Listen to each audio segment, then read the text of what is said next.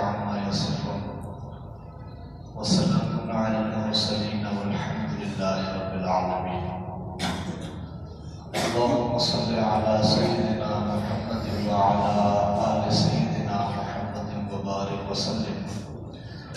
اللهم صل على سيدنا محمد وعلى آل سيدنا محمد وبارك وسلم.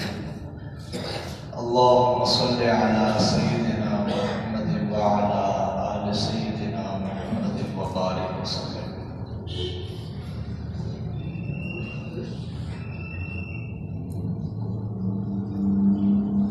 اللہ تبارک و تعالی نے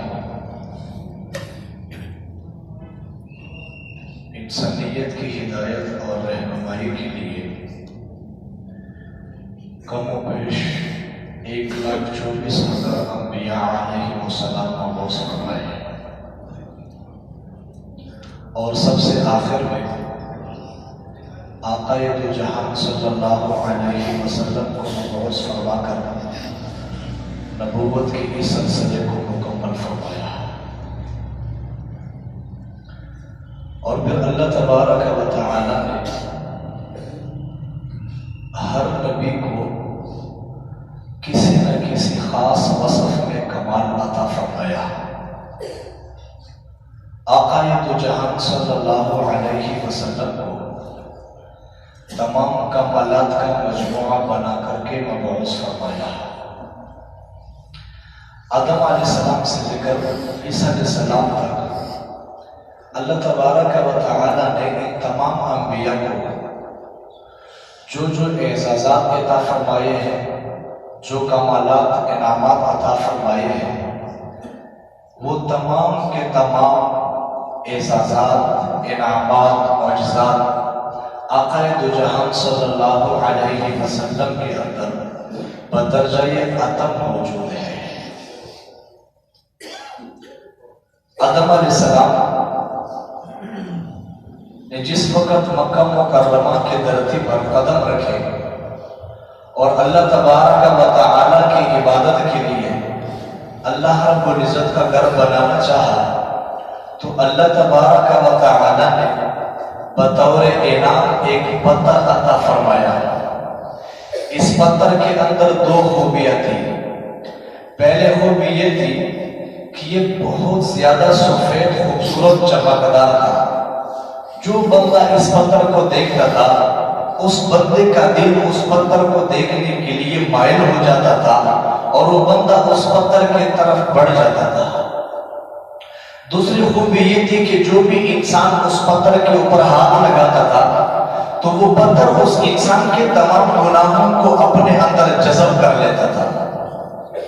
اور وہ سفید اور سیاہ پتھر اسی طریقے سے انسانوں کے گناہوں کو اپنے اندر جذب کرتے کرتے سیاہ بن چکا ہے. اور اس موقع پہ بیت اللہ شریف کی ایک دیوار میں نصب ہے جس کو ہم حجر اسود کے نام سے یاد کرتے ہیں. در حقیقت یہ پتھر اللہ تبارک و تعالی نے حجر الجنت آدم علیہ السلام کو بطور انعام عطا فرمایا تھا. اور دوسری طرف آقا دو جہان صلی اللہ علیہ وسلم نے جب مدینہ منورہ کی دھرتی پر اپنے قدم رکھے اور اللہ رب العزت کی عبادت کے لیے اللہ کے گھر کو بنانا چاہا تو اللہ تبارک و تعالی نے بطور انعام صرف حاضر الجنت نہیں عطا فرمایا بلکہ پورا کا پورا ریاض الجنت عطا فرمایا ہے. آقا دو جہان صلی اللہ علیہ وسلم نے ارشاد فرمایا ما بین بیتی و منبری روضۃ من ریاض الجنت. میرے گھر اور میرے منبر کے درمیان کا جو زمین کا ٹکڑا ہے یہ در حقیقت جنت کا ایک باغیچہ ہے. تو آدم علیہ السلام کو اللہ تبارک و تعالی نے بطور انعام ایک پتھر عطا فرمایا اور آقا دو جہان صلی اللہ علیہ وسلم کو بطور انعام ریاض الجنت عطا فرمایا. ابراہیم علیہ السلام جس وقت خانہ کعبہ کی تعمیرات فرما رہے تھے اور دیواروں کو بلند فرما رہے تھے فرمایا کہ وَإِذْ يَرْفَعُ إِبْرَاهِيمُ الْقَوَاعِدَ مِنَ الْبَيْتِ وَإِسْمَاعِيلُ. ابراہیم علیہ السلام جب خانہ کعبہ کی تعمیرات فرما رہے تھے دیواروں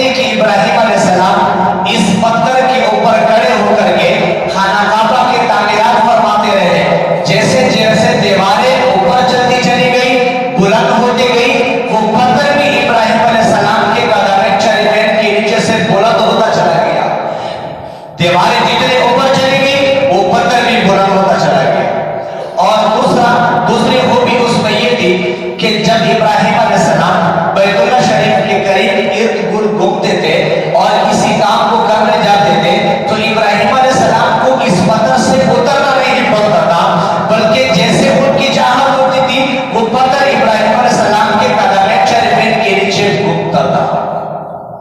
اور وہ پتھر آج بھی مسجد حرام میں مقام ابراہیم پر نصب ہے اور اس پر ابراہیم علیہ السلام کے قدم شریفین کے نشانات بھی ثبت ہیں. اور مقام ابراہیم پر آج بھی ہم جاتے ہیں تو وہاں دیکھتے ہیں تو اللہ تبارک و تعالی نے ابراہیم علیہ السلام کو اعزاز کے طور پر یہ پتھر عطا فرمایا.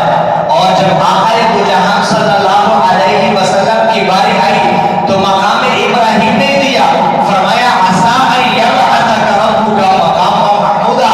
محبوب جب آپ کا پروردگار انبیاء علیہ السلام کے درمیان تقسیم کرے گا تو آپ کا پروردگار آپ کو مقام محمود عطا فرمائے گا. اور یہ مقام محمود کیا ہے؟ کل قیامت کا دن ہوگا جب نفس نفسی ہوگی. اس عالم میں آقا دو جہاں صلی اللہ علیہ وسلم کے لیے ایک ممبر، ایک اسٹیج سجایا جائے گا جس پر آقا دو جہاں صلی اللہ علیہ وسلم جلوہ افروز ہوں گے اور پھر آقا دو جہاں صلی اللہ علیہ وسلم کو شفاعت کبریٰ کا احساس دیا جائے گا. یہی مقام محمود ہے. اور اسی طریقے سے ایک دفعہ امام شافعی رحمہ اللہ مسجد نبی میں بیٹھ کر کے یہ بات ارشاد فرما دی کہ اللہ تبارک و تعالی نے تمام انبیاء کو جو کمالات اعزازات عطا فرمائے ہیں وہ آقا دو جہاں صلی اللہ علیہ وسلم کو بھی عطا فرمائے ہیں. تو ایک صاحب کھڑے ہوئے اور انہوں نے کہا حضرت یہ جو آپ نے بات ارشاد فرمائی ہے کہ تمام انبیاء علیہ السلام کے کمالات اعزازات نبی کریم صلی اللہ علیہ وسلم کے زندگی میں بدرجہ اتم موجود ہے، تو آپ نے یہ بتائیے کہ اللہ تبارک و تعالی نے حضرت داؤد علیہ السلام کو ایک معجزہ عطا فرمایا تھا. وہ معجزہ یہ تھا کہ وہ جب لوہے کو لیتے تھے ہاتھوں میں تو وہ لوہا داؤد علیہ السلام کے ہاتھوں میں موم ہو کر کے نرم بن جاتا تھا. تو کیا اللہ تبارک و تعالی نے یہ اعزاز اور یہ کمال بھی آقا دو جہاں صلی اللہ علیہ وسلم کو بھی عطا فرمایا ہے؟ تو امام شافعی صاحب رحمۃ اللہ فرمانے لگے جی ہاں، لوہے کا ہاتھ میں نرم ہو جانا، موم ہو جانا، ارے یہ تو چھوٹا معجزہ ہے.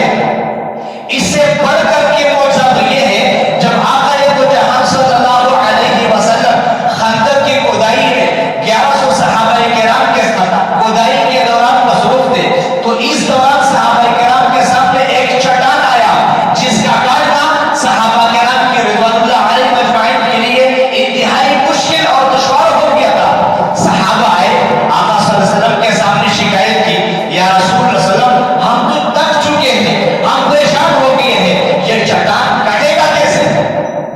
آپ صلی اللہ علیہ وسلم نے ہاتھ میں ہتھوڑا لیا اور اس چٹان کے پاس آئے، ہلکا سا وار کیا اور وہ پتھر کا بڑا چٹان جو 1100 صحابہ سے نہیں کاٹا جا رہا وہ بہتے ہوئے ریت کے طرح ریزہ ریزہ بنتا چلا گیا. امام شافعی صاحب رحمۃ اللہ فرمانے لگے کہ ہاتھوں میں لوہے کا موم ہو جانا، نرم ہو جانا یہ چھوٹا معجزہ ہے اور ایک چٹان کا رس سے ریزہ ریزہ ہو جانا یہ اس سے بڑا معجزہ ہے. تو میں عرض یہ کر رہا تھا کہ اللہ تبارک و تعالی نے تمام انبیاء کو جو کمالات عطا فرمائے ہیں وہ تمام کے تمام اللہ تبارک و تعالی نے اپنے آقا دو جہاں صلی اللہ علیہ وسلم میں مجموعے کے طور پر تمام کو جمع فرمایا ہے. ابراہیم علیہ السلام کا ایک بڑا معجزہ اعجاز یہ تھا کہ وہ نمرود کی وہ بھڑکتی ہوئی آگ اس میں صحیح سلامت رہے، 40 دن تک متواتر رہے اور وہ بھڑکتی ہوئی آگ ابراہیم علیہ السلام کے جسم کا ایک بال بھی نہیں جلا سکا. یہ ایک بڑا اعجاز ہے، بہت اعزاز کی بات ہے، کمال کی بات ہے. اگر ایک آدمی کے ذہن میں یہ سوال آ جائے کہ ابراہیم علیہ السلام کے لیے اتنی آگ